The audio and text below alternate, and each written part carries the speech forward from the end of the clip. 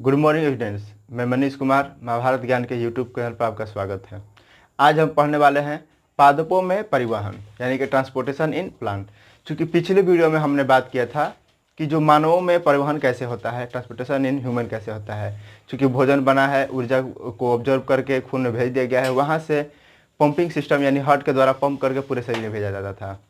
तो वैसी ही कुछ क्रियाएँ होती हैं पादपों में। पादप में चूँकि हर सजीव के लिए, जो भी सजीव है उसको जीवित रहने के लिए ऊर्जा की आवश्यकता होती है।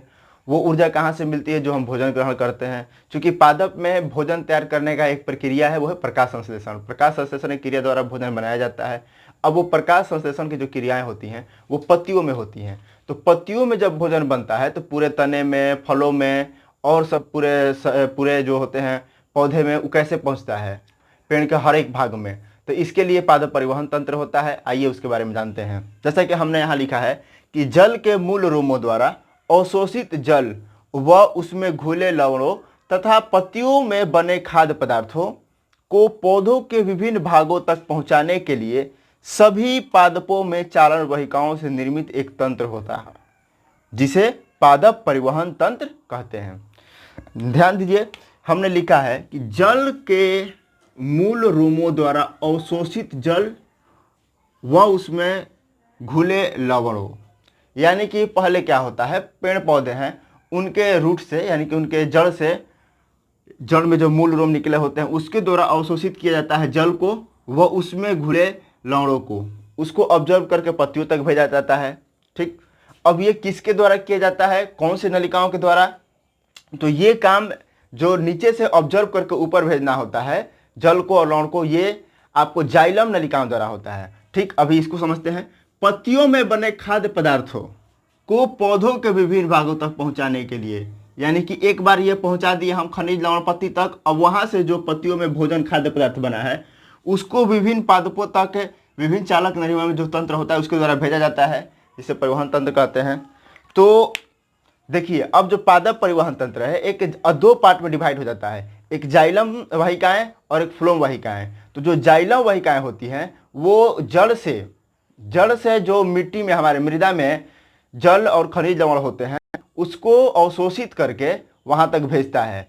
अब पत्तियों तक भेज दिया। अब पत्तियों में बने भोजन को पूरे पेड़ के विभिन्न भागों में पहुंचाने का काम फ्लोएम वाहिकाएं करती हैं। तो आइए फिगर से उन दोनों को पूरे डिटेल से समझते हैं।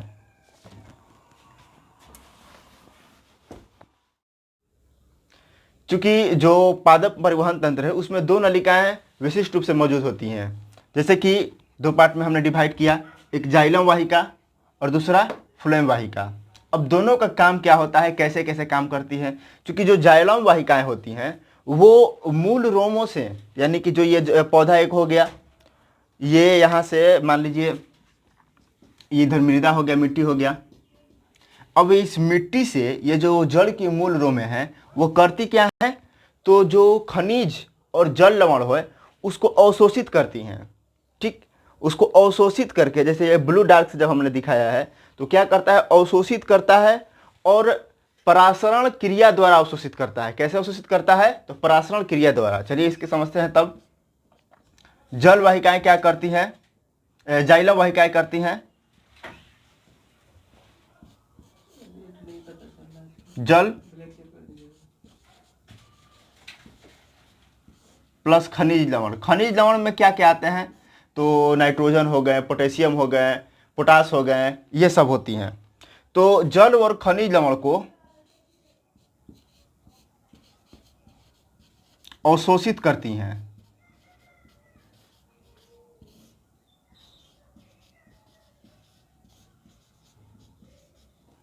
किस क्रिया द्वारा? तो परासरण क्रिया द्वारा अवशोषित करती हैं।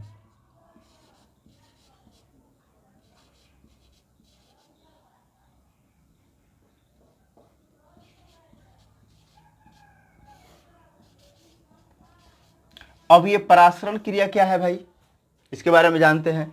तो देखिए, जो परासरण क्रिया है ये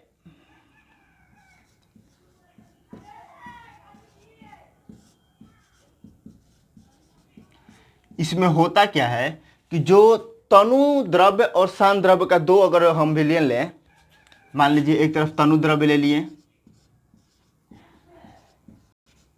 और एक तरफ शांत द्रव्य ले लिए। तनु द्रव्य शांत द्रव्य क्या होता है? तनु द्रव्य का मतलब होता है कि वो द्रव्य जिसमें जल की अधिकता हो, जल की मात्रा अधिक हो। शांत द्रव्य वो होता है जिसमें जल की मात्रा कम हो। तो देखिए परासरण क्रिया क्या होता है? तनु द्रव्य को ऑब्जर्व करके शांत द्रव्य की ओर भेजा जाता है, यानी कि इधर से ऑब्जर्व करके इधर भेजा जाता हो। तो ये क्रियाएं पौधों में कैसे होती हैं? क्योंकि जल और खनिज लवण को अवशोषित मूल रोमों द्वारा किया जाता है। तो ये कैसे होता है? क्योंकि जो जड़ होती है, जड़ पूरे पौधे कोशिका से बने होते हैं, तो इनके जो कोशिका होते हैं, तो कोशिका में कोशिका द्रव्य होता है जो कि क्या होता है? सांद्र होता है। जो कोशिका द्रव्य होता है वो सांद्र होता है, और जो जल व खनिज लवण है, जल व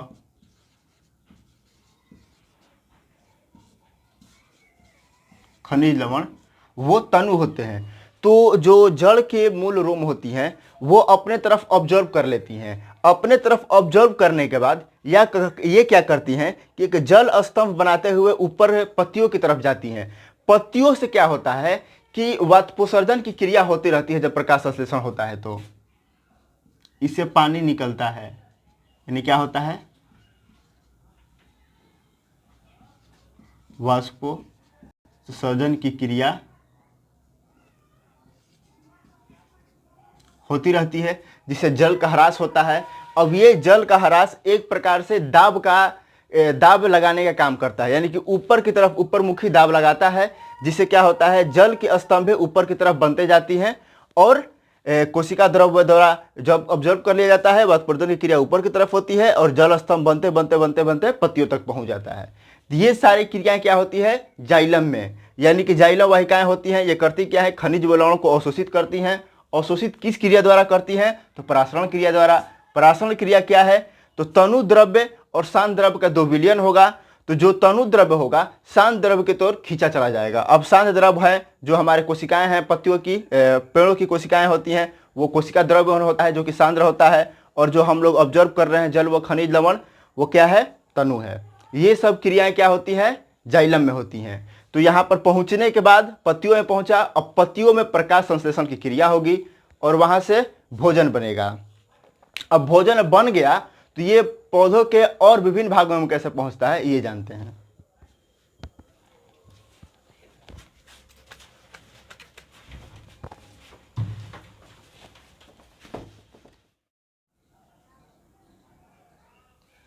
फ्लोएम वाहिकाएं। अब देखिए जो फ्लोएम वाहिकाएं होती हैं तो क्या बोलती है कि पत्तियों में तैयार भोजन को चालनी नलिकाओं के माध्यम से पौधों के विभिन्न भागों में फ्लोएम वाहिकाओं द्वारा भेजा जाता है। तो इसमें जरा सा देखते हैं, ये लिखा है हम चालनी नलिकाएं। ये चालनी नलिकाएं क्या है? देखिए ये सारे जितने हैं, ये भोजन यहाँ से बना जो ब्लैक कलर से डिनोट कर रहे हैं, ये एक चालनी नलिकाएं जो फ्लोएम वाहिकाएं होती है। ये पूरी चालनी नलिकाओं के एक संगठित रूप को हम फ्लोएम वाहिका बोलते हैं। यानी कि जो चालनी नलिकाएं होती हैं पूरे पौधे में, पेड़ में पूरी चारों तरफ फैली होती है। यहाँ से भोजन तैयार हुआ, अपना जहाँ जहाँ जाना होगा, ये पत्तियों में भोजन तैयार हुआ, जहाँ जहाँ जाना होगा यहाँ से चला जाएगा। तो ये चालनी नलिकाएं होती हैं।